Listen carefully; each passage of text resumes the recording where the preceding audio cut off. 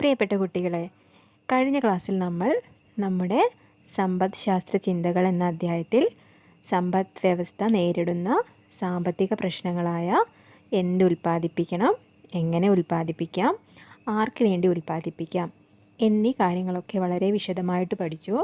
ഇന്നത്തെ ക്ലാസ്സിൽ നമ്മൾ നോക്കാൻ പോകുന്നത് നമ്മുടെ പാശ്ചാത്യ സാമ്പത്തിക ചിന്തകന്മാർ സാമ്പത്തിക ശാസ്ത്രത്തിന് വളരെയധികം അവരുടെ ആശയങ്ങൾ സംഭാവന ചെയ്തിട്ടുണ്ട്.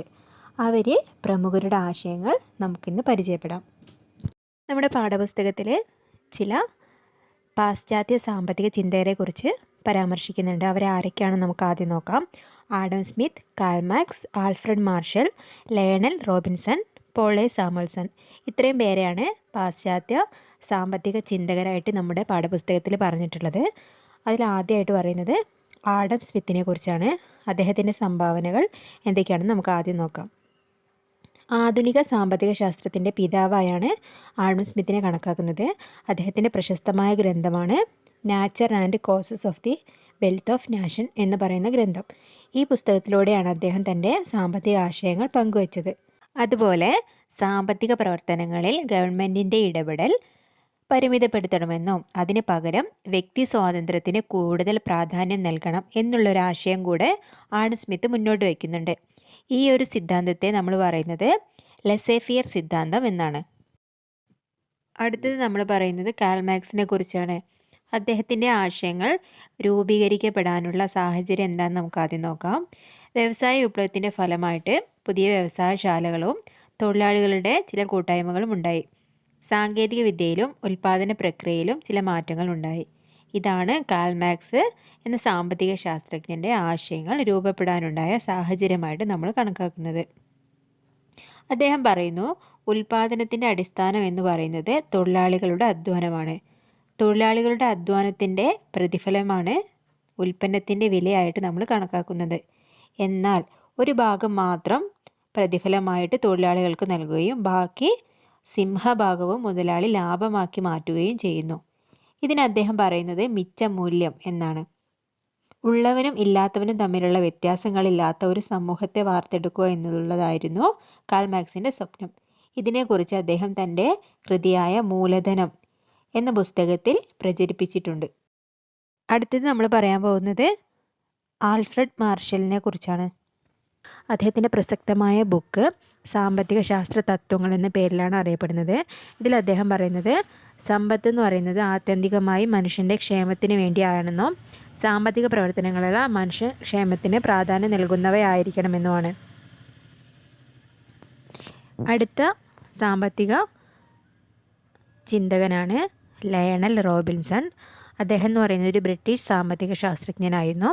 പരിമിതമായ വിഭവങ്ങൾ ഫലപ്രദമായി ഉപയോഗിക്കാൻ നമ്മുടെ ആവശ്യങ്ങൾക്ക് മുൻഗണന നൽകണമെന്നാണ് അദ്ദേഹം പറയുന്നത്. നമുക്കറിയാം, നമ്മുടെ വിഭവങ്ങൾ എന്ന് പറയുന്നത് വളരെ പരിമിതമാണ്. അതുകൊണ്ട് തന്നെ നമ്മുടെ ആവശ്യങ്ങൾക്ക് മുൻഗണന നൽകി ലഭ്യമായ വിഭവങ്ങൾ ആവശ്യത്തിനനുസരിച്ച് ഉപയോഗപ്പെടുത്തണം എന്നാണ് അദ്ദേഹം പറയുന്നത്. ഇനി നമ്മൾ പറയാൻ പോകുന്നത് പോൾ എ സാമുവൽസൺ എന്ന് പറയുന്ന സാമ്പത്തിക ചിന്തകനെ കുറിച്ചാണ്. ഒരു രാജ്യത്തിൻ്റെ സാമ്പത്തിക ഭദ്രത എന്ന് പറയുന്നത് മികച്ച സാമ്പത്തിക ആസൂത്രണത്തിൻ്റെയും ശരിയായ വിഭവ വിനിയോഗത്തിൻ്റെയും ഫലമാണ് എന്നാണ് അദ്ദേഹം പറയുന്നത്.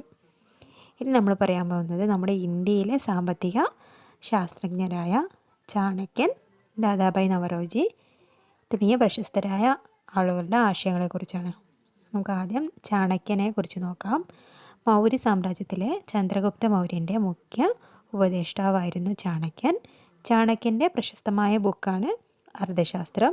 ഇതിൽ അദ്ദേഹം ഇന്ത്യയുടെ സാമ്പത്തിക ശാസ്ത്ര സിദ്ധാന്തങ്ങളെക്കുറിച്ച് പറയുന്നുണ്ട്. രാജ്യത്തിൻ്റെ പുരോഗതിക്ക് ശരിയായ നയങ്ങളുടെ പ്രാധാന്യം ഉണ്ടാവണമെന്ന് അദ്ദേഹം പറയുന്നു.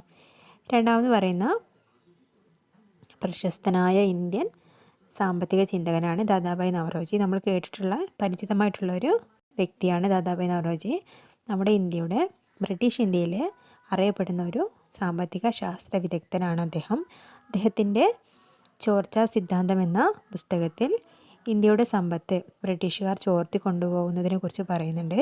ഇത് ഇന്ത്യയെ ദാരിദ്ര്യത്തിലേക്ക് നയിക്കുമെന്നും സാമ്പത്തിക തകർച്ചയിലേക്ക് കൊണ്ടെത്തിക്കുമെന്നും അദ്ദേഹം പറയുന്നു. ഇനി നമ്മൾ പറയുന്നത് നമ്മളിപ്പോൾ പറഞ്ഞ ചോർച്ചാ സിദ്ധാന്തത്തിലെ സമ്പത്തിൻ്റെ ചോർച്ചയ്ക്കുള്ള കാരണങ്ങളായിട്ട് അദ്ദേഹം പറയുന്ന കാര്യങ്ങളാണ്: ഇന്ത്യയിൽ ജോലി ചെയ്തിരുന്ന ബ്രിട്ടീഷ് ഉദ്യോഗസ്ഥർക്ക് ഉയർന്ന ശമ്പളം നൽകുക എന്നുള്ളതായിരുന്നു ഒന്നാമത്തെ കാര്യം. ഇന്ത്യയിലെ അസംസ്കൃത വസ്തുക്കൾ തുച്ഛമായ വില നൽകി ശേഖരിച്ച് അതുകൊണ്ടുണ്ടാക്കിയ ഉൽപ്പന്നങ്ങൾ കൂടിയ വിലയ്ക്ക് ഇന്ത്യൻ കമ്പോളത്തിൽ തന്നെ അവർ വിറ്റൊഴിച്ചു. ബ്രിട്ടനിലെ സാമ്രാജ്യത്തെ വികസനത്തിന് വേണ്ടി ഇന്ത്യൻ സമ്പത്ത് അവർ കൊള്ളയടിച്ചിരുന്നു. ഇന്ത്യൻ തൊഴിലാളികളെ അടിമകളെപ്പോലെ പണിയെടുപ്പിക്കുകയും കാർഷിക വ്യാവസായിക ഉൽപ്പന്നങ്ങൾ ബ്രിട്ടനിലേക്ക് കയറ്റി അയക്കുകയും ചെയ്തിരുന്നു. ഇത്രയും കാരണങ്ങളാണ് ഇന്ത്യയിലെ സമ്പത്തിൻ്റെ ചോർച്ചയ്ക്ക് പ്രധാനമായിട്ടും ദാദാഭായ് നവറോജി പറയുന്നത്.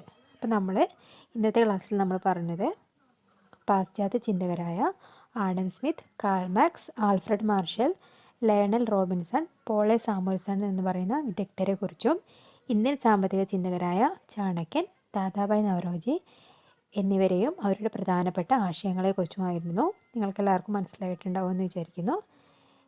താഴെ കൊടുത്തിരിക്കുന്ന ചോദ്യങ്ങൾക്ക് ഉത്തരം എഴുതുക. 1. പാശ്ചാത്യ സാമ്പത്തിക ചിന്തകർ ആരെല്ലാം? പ്രധാനപ്പെട്ട ഇന്ത്യൻ സാമ്പത്തിക ശാസ്ത്രജ്ഞർ ആരൊക്കെ? ചോർച്ചാ സിദ്ധാന്തം ആരുടെ ഗ്രന്ഥമാണ്? Thank you.